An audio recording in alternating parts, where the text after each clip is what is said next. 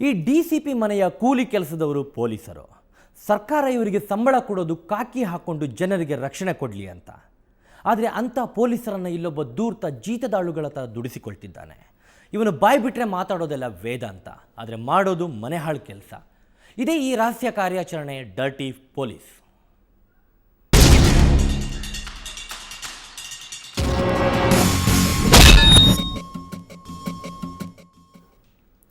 ಈ ಧೂರ್ತ ಪೊಲೀಸ್ ಅಧಿಕಾರಿಯ ಹೆಸರು ಪ್ರಭಾಶಂಕರ್.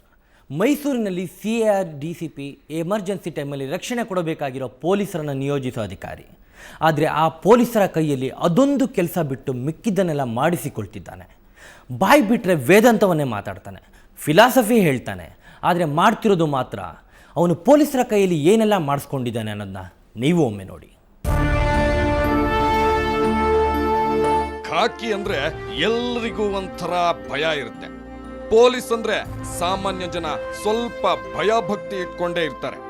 ಪೊಲೀಸ್ ಯೂನಿಫಾರ್ಮ್ ಹಾಕೊಂಡಿರೋರ ಗತ್ತುಗೈರತ್ತೇ ಬೇರೆ.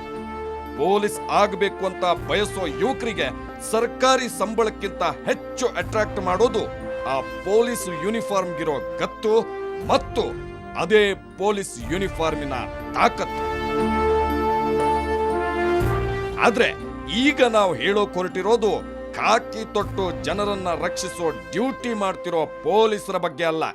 ಇದು ಪೊಲೀಸ್ ಅಂತ ಸಂಬಳ ತಗೊಂಡು ಪೇಂಟಿಂಗು, ಎಲೆಕ್ಟ್ರಿಷಿಯನ್ ಕೆಲಸ ಮಾಡ್ತಿರೋ ಅಸಹಾಯಕ ಪೊಲೀಸರ ಸ್ಟೋರಿ.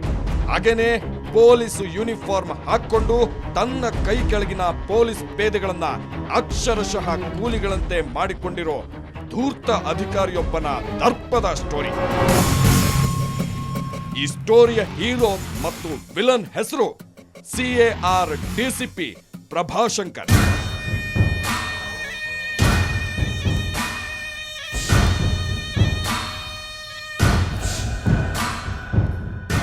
ಇವನ ಮನೆಯಲ್ಲಿನ ಕೂಲಿಗಳೆಲ್ಲ ಜನರನ್ನು ಕಾಯಬೇಕಾದ ಪೊಲೀಸರು.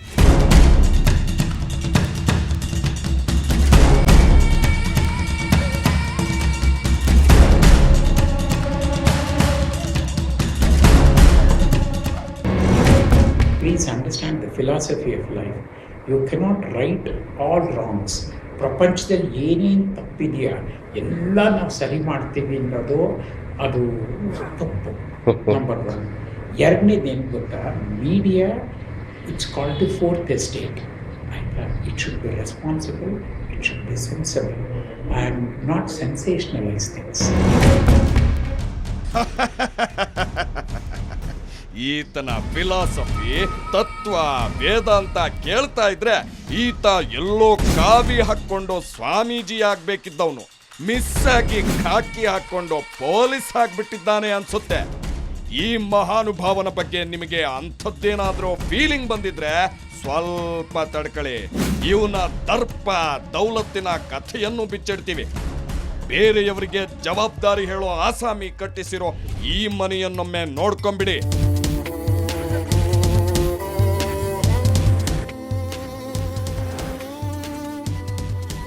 ಬಂಗಲೆಯಂತೆ ಕಾಣೋ ಇದೇ DCP ಪ್ರಭಾಶಂಕರ್ ಮನೆ. ಮೈಸೂರು MP ವಿಶ್ವನಾಥ್ ಮನೆ ಪಕ್ಕದಲ್ಲೇ ಇವನ ಬಂಗಲೆಯೂ ಇದೆ. ವೇದಾಂತ ಹೇಳೋಕೆ ಬದನೆಕಾಯಿ ತಿನ್ನೋಕೆ ಅನ್ನೋ ಗಾದೆ ಇವನಿಗೆ ಎಷ್ಟು ಚೆನ್ನಾಗಿ ಸೂಟ್ ಆಗುತ್ತೆ ಅನ್ನೋದು ಆಗ ನಿಮಗೆ ಗೊತ್ತಾಗುತ್ತೆ. ಮೈಸೂರಿನ ಕುವೆಂಪು ನಗರ ಬಡಾವಣೆಯ 3ನೇ ಅಡ್ಡ ರಸ್ತೆಯಲ್ಲಿ ಇವನ ಮನೆ ಇದೆ. ವಿವೇಕಾನಂದ ಸರ್ಕಲ್ಗೆ ಈತನ ಮನೆ ತುಂಬಾ ಹತ್ತಿರ. ಇವನ ಮನೆಯಲ್ಲಿ ಕೂಲಿಗಳಿಲ್ಲ. ಕೆಲಸ ಮಾಡೋಕೆ ಒಬ್ಬನನ್ನ ಇಟ್ಟುಕೊಂಡಿಲ್ಲ. ಕೂಲಿ ಕೊಡೋದಂತೂ ದೂರದ ಮಾತು. ಆದ್ರೆ ಇವನ ಮನೆಯ ಯಾವುದೇ ಕೆಲಸ ಇರಲಿ, ಕೈ ಕಟ್ಟಿಕೊಂಡು ಕೆಲಸ ಮಾಡುವ ಜನರಿದ್ದಾರೆ. ದುಡ್ಡು ಕೊಡದಿದ್ರು ಕಮಕ್ ಕಿಮಕ್ ಎನ್ನದೆ ಬಾಯಿ ಮುಚ್ಚಿಕೊಂಡು ಡ್ಯೂಟಿ ಮಾಡ್ತಾರೆ. ಬೈದ್ರೆ ಬೈಸ್ಕೊಳ್ತಾರೆ. ಇವ್ರು ಯಾರು ಕೂಲಿಗಳಲ್ಲ, ಇವರೆಲ್ಲ ಪೊಲೀಸರು. ನಾಳೆ ಎಲ್ಲಾದ್ರೂ ಏನಾದ್ರೂ ಎಡವಟ್ಟಾದ್ರೆ ಖಾಕಿ ಹಾಕೊಂಡು ಲಾಠಿ ಹಿಡ್ಕೊಂಡು ಜನರ ರಕ್ಷಣೆಗೆ ಹೋಗ್ಬೇಕು. ಎಸ್, ಇವನ ಮನೆಯ ಪ್ರತಿ ಕೆಲಸಕ್ಕೂ ಕೂಲಿಗಳಾಗಿ ಹೋಗೋದು ಪೊಲೀಸರು. ಅದರ ಕಥೆಗಳನ್ನೆಲ್ಲ ಆಮೇಲೆ ನೋಡಿ ಬೆಚ್ಚಿ ಬೀಳೋಕ್ಕೂ ಮುಂಚೆ ಈ ದೌಲತ್ತಿನ ಅಧಿಕಾರಿಯ ಕರ್ಮಕಾಂಡಗಳ ಕಥೆಯನ್ನೊಮ್ಮೆ ಕೇಳಿ. ಈತ ಕೂಡ ಪೊಲೀಸ್ ಕಾನ್ಸ್ಟೇಬಲ್. ಅವ್ರದ್ದೆಷ್ಟು ಭ್ರಷ್ಟಾಚಾರ ಅಂತಂದರೆ ತುಂಬ ಹೇಳ್ಕೋಬಾರ್ದಷ್ಟು ಭ್ರಷ್ಟಾಚಾರ ಮಾಡ್ತಾಯಿದ್ದಾರೆ. ಪ್ರತಿಯೊಂದಕ್ಕೂ ದುಡ್ಡು ಅಂದ್ಕೊಂಡು ಇದು ಮಾಡ್ತಿದ್ದಾರೆ. ಒಂದು ಚಾಮುಂಡಿ ಬೆಟ್ಟಕ್ಕೆ ಒಂದು ಗಾರ್ಡ್ ಕಳಿಸ್ಬೇಕಾದ್ರೆ ಸರ್ 15,000-20,000 ದುಡ್ಡು ತಗೊಂಡಿದ್ದಾರೆ. ಬೇಕಾದ್ರೆ ಕೆಲವರು ಪಿ ಸಿಗಳನ್ನ ಅಲ್ಲೇ ಮಾಡಿರೋಂಥ ಜನರಲ್ ಡ್ಯೂಟಿ GDR ತಗೊಂಡು ಸರ್ ಆ ಪಿ ಸಿಗಳನ್ನ ದೇವಸ್ಥಾನ ಮುಂದೆ ನಿಲ್ಲಿಸ್ಬಿಟ್ರು, ನೀವು ಪಿ ಸಿಗಳನ್ನೇ ಕೇಳ್ಬಿಟ್ರೆ ಅವರೇ ಬಾಯ್ಬಿಟ್ಟು ಹೇಳ್ತಾರೆ ಸರ್ ಎಷ್ಟೆಷ್ಟು ಕೊಟ್ಟಿದ್ದಾರೆ ಏನು ಅಂದ್ಕೊಂಡು ಇದನ್ನ ಪರೀಕ್ಷೆ ಮಾಡಿದ್ರೆ. ಮತ್ತು ಅವರು ಒಂದು ಮನೆ ಕಟ್ಟಿಸ್ತಾ ಇದ್ದಾರೆ. ಆ ಮನೆಗೆ ವಿವೇಕಾನಂದ ಸರ್ಕಲ್ಲಿ MP ವಿಶ್ವನಾಥ್ ಅವ್ರ ಮನೆ ಪಕ್ಕದಲ್ಲೇ ಆ ಮನೆಗೆ ಸರ್ ಡೈಲಿ 10-15 ಜನ ಹುಡುಗರುಗಳು ಕೆಲಸಕ್ಕೆ ಹೋಗ್ತಿದ್ದಾರೆ. ಅವರೆಲ್ಲ ನಮ್ಮ CR ಪೊಲೀಸ್ ಕಾನ್ಸ್ಟೇಬಲ್ಗಳೇ. ಇದು ಸ್ಯಾಂಪಲ್ ಅಷ್ಟೇ. ಇವನ ಕೈ ಕೆಳಗೆ 900 ಪೊಲೀಸರು ಬರ್ತಾರೆ. ಇವರಲ್ಲಿ 500-600 ಜನ ಮಾತ್ರ ಡ್ಯೂಟಿ ಮಾಡ್ತಾರೆ. ಮಿಕ್ಕ 300 ಜನರ ಡ್ಯೂಟಿ ಒಂದೋ ಇವನ ಮನೆಯಲ್ಲಿ, ಇಲ್ಲ ಅವರವರ ತೋಟ, ಹೊಲ ಗದ್ದೆ, ಮಾರ್ಕೆಟ್ಗಳಲ್ಲಿ, ಬಡ್ಡಿ ವ್ಯವಹಾರಗಳಲ್ಲಿ. ಇವನಿಗೆ ತಿಂಗಳಿಗಿಷ್ಟು ಅಂತ ಕೊಟ್ಟು ಬಿಟ್ರೆ ಸಾಕು, ಪೊಲೀಸರು ಅವರಿಗಿಷ್ಟ ಬಂದಂಗಿರಬಹುದು ಅಂತಾರೆ ಇವನ ಕೈ ಕೆಳಗೆ ಕೆಲಸ ಮಾಡೋ ಪೊಲೀಸ್ ಪೇದೆಗಳು.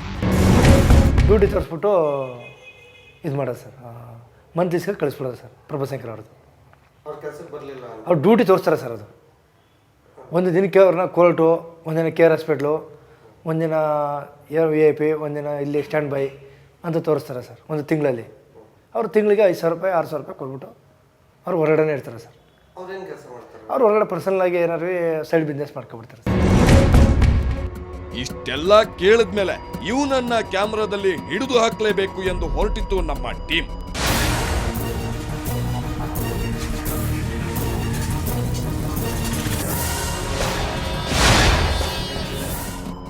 ನೇರವಾಗಿ ಕಾಂಟ್ರಾಕ್ಟರ್ ವೇಷದಲ್ಲಿ ಅವನ ಮನೆಗೆ ನುಗ್ಗಿದ್ದು. ಅಲ್ಲಿ ಒಬ್ಬ ಪೊಲೀಸ್ ಪೇದೆ ಕೈಯಲ್ಲಿ ಬ್ರಷ್ ಇಟ್ಕೊಂಡು ಕೆಲಸ ಮಾಡಿಸ್ತಾ ಇದ್ದ. ನಾವು ಶಂಕರ್ ಅಂತ ಹೇಳಿ ನಮ್ಮ ಹುಡುಗ ಒಬ್ಬ ದುಡ್ಡು ತಗೊಂಬಿಟ್ಟು ಕೆಲ್ಸಕ್ಕೆ ಬರ್ದಲ್ಲಯ್ಯ. ಏನು ಕೆಲಸ ಮಾಡ್ತಾನೆ ಅವನು ಈ ಪೇಂಟ್ರು ಇದೆಲ್ಲ ಮಾಡ್ತಾನೆ. ಪೇಂಟ್ರು ಕಾರ್ಯಕರ್ತರು. ಹೀಗೆ ಕೇಳುವಷ್ಟರಲ್ಲೇ ಅಲ್ಲೇ ಇದ್ದ ಮತ್ತೊಬ್ಬ ಪೇದೆ ನೀವ್ಯಾರು ಅಂತ ಕ್ವಶನ್ ಮಾಡೇ ಬಿಟ್ಟ.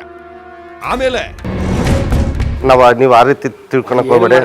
ಒಂದು ಸಸ್ಪೆಂಡ್ ಆಗೋದು ಅಷ್ಟೇ, ಏನು ಮಾಡ್ಕೊಳಕ್ಕಾಗಿಲ್ಲ. ಯಾರು ಸಾಹೇಬ್ರ ಯಾರಾಗ್ಲಿ ನೋಡಿ ಆ ರೀತಿ ಏನು ಮಾಡ್ಕೊಳಕ್ಕಾಗಿಲ್ಲ. ಎಸ್, ಇವರು 3 ಬಿಟ್ಟು ನಿಂತಿದ್ದಾರೆ. 3 ಬಿಟ್ಟ ಕಾರಣಕ್ಕೆ ಊರಿಗೆ ದೊಡ್ಡವರಾಗಿದ್ದಾರೆ. ಕಾನೂನು ಅಬ್ಬಬ್ಬ ಅಂದ್ರೆ ಏನ್ ಮಾಡುತ್ತೆ ಅನ್ನೋ ದೌಲತ್ತು ಇವನ ಪ್ರತಿ ಮಾತಿನಲ್ಲೂ ಎದ್ದು ಕಾಣುತ್ತಿದೆ. ಯಾವನೋ ಇನ್ಫಾರ್ಮೇಷನ್ ಕೊಡ್ತಾನೆ, ನೀವು ಬಂದ್ಬಿಡ್ತೀರಾ, ನೀವೇನು ಇಡೀ ಜಗತ್ತಿನ ತಪ್ಪುಗಳನ್ನೆಲ್ಲ ರಿಪೇರಿ ಮಾಡೋಕ್ಕಾಗುತ್ತಾ? ಹೀಗಂತ ಡೈಲಾಗ್ ಹೊಡಿತಿದ್ದ ಪ್ರಭಾಶಂಕರ್ನ ಇನ್ನಷ್ಟು ವೇದಾಂತನ ಬಿಚ್ಚಿಡ್ತೀವಿ ಈ ಚಿಕ್ಕ ಬ್ರೇಕ್ ಆದಮೇಲೆ.